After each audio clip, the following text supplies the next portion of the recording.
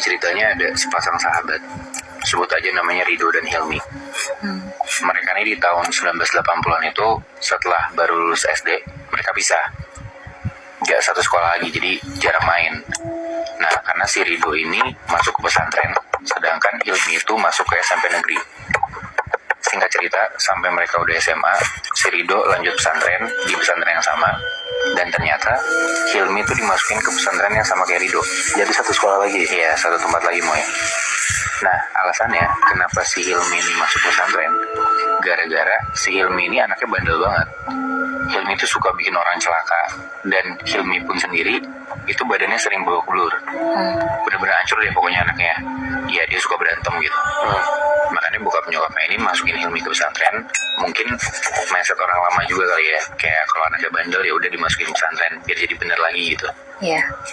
Nah, bokap nyokapnya Hilmi ini nitipin Hilmi itu ke salah satu ustadz, nitipin juga ke Rido. Ya biar minta dibantuin gitu biar Hilmi nggak bandel lagi. Singkat cerita, akhirnya Hilmi dan Rido jadi dekat lagi, kayak dulu waktu mereka masih SD.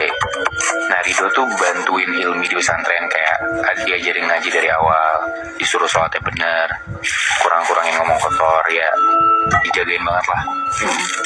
Dan hebatnya, Hilmi ini jadi anak yang gak suka ngomong kotor, sholatnya juga jadi rajin, ngajinya juga lancar banget, dan itu hanya dalam waktu 1 bulan. Cepet banget berarti ya? Nah, gue juga ngerasa gitu. Nah, gue sebenarnya nggak tahu sih hitungannya itu cepet apa enggak. Cuman kalau menurut gue, ya itu hitungannya cepet karena ya gue juga ngaji nggak bisa cepet itu gitu. Nah, Rido nggak ngerasa gimana-gimana dengan Hilmi yang bisa cepet belajar itu. Karena ya Hilmi ngejalanin belajar di pesantren tuh kelihatannya serius-serius aja. Dan bisa dibilang Rido selalu ngabisin waktu sama Hilmi, kecuali di malam hari. Karena hampir tiap malam si Hilmi itu pergi keluar pesantren karena dia ngikut satu perguruan silat. Nah, jadi peraturan di pesantren ini tuh emang ada jam bebasnya gitu, Moy. Nah, mereka boleh keluar dari area pesantren setelah jam 9 malam dan nanti harus balik lagi sebelum jam 1 pagi.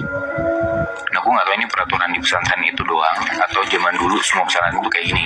Karena ya setahu kita kan kalau pesantren sekarang 24 jam mereka harus di dalam area itu kan. Iya. Ya.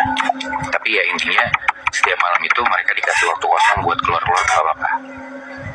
Nah, 1-2 bulan tuh aman-aman aja. Sampai di bulan ketiga, Rido ini mulai ngeliat gelagat si Hilmi tuh aneh. Kenapa?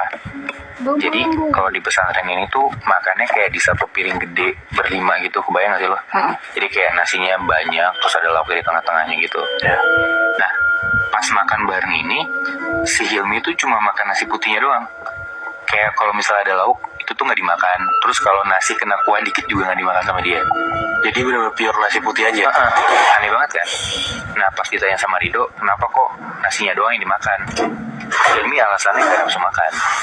Nah, tapi kejadian untuk dia cuma makan nasi doang tuh gak cuma sekali 2 kali, Moy. Nah, tiap hari pas makan bareng, Hilmi ini cuma makan nasi putih doang. Dan hal ini tuh dilihat juga sama ustadznya. Ustadz yang dititipin gitu loh sama orang tuanya tadi yang gue bilang. Nah, karena Rido deket sama Hilmi, Rido dipanggil lah sama si ustadz ini. Sebutlah nama ustadznya Ustadz Dadang gitu ya. Sekalian semacam laporan perkembangan gitu, kayak si Hilmi ini gimana perkembangannya, ngajinya segala macam. Udah mereka ngobrol, dikasih tahu lah sama si Rido, emang gelagatnya si Hilmi ini emang rada-rada aneh, kayak makan nasi putih doang itu. Nah, terus si Rido juga bilang kalau Hilmi itu hampir tiap malam dia pergi ke satu perguruan silat. Nah, si Rido itu bilang kalau Hilmi itu ikut perguruan silat di tempatnya Ki Januwiryo. Sebut aja namanya gitu ya. Nah, ngedengar kayak gitu sih Pak Ustadznya kaget. Pak Ustadznya bilang, wah, dia itu terkenal silat yang pakai ilmu hitam, kata Ustadznya gitu. Rido kaget dong. Iya, berarti sahabatnya belajar ilmu hitam gitu kan? Ya. Di situ Ustadznya bilang, ya udah, kamu tolong ikutin dia aja. Dia pergi kemana kalau malam? Akhirnya hampir tiap malam, kalau Hilmi keluar dari pesantren, Rido ngikutin tuh, ngebuntutin dari jauh. Dan emang Hilmi ini keluar pesantren itu ke tempat silat buat latihan silat sama si Ki Januwiryo itu. Tapi nggak selalu tiap dia keluar dia ke tempat silat. Ada kayak misalkan dalam 1 minggu si Hilmi ini keluar dari pesantren 3 atau 4 malam ya. Nah, di antara malam dia keluar itu ada 1 malam dia tuh malah pergi ke hutan yang ada di dekat pesantren mereka. Jadi di pesantren mereka belakangnya tuh kayak ada hutan gitu, Moy. Nah, Ke hutan itu sendiri juga. sendiri juga, Moy. Nah, masih Hilmi ini diikutin sama Rido buat ke dalam hutan. Si Rido ini ngeliat dari jauh. Hilmi tuh masuk ke hutan, terus dia kayak berhenti di satu spot, kayak ada pohon-pohon gitu. Terus Hilmi duduk sila.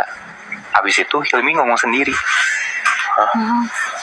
Nah, besokannya hal ini dilaporin dong sama Rido ke Pak Ustadznya gitu kan.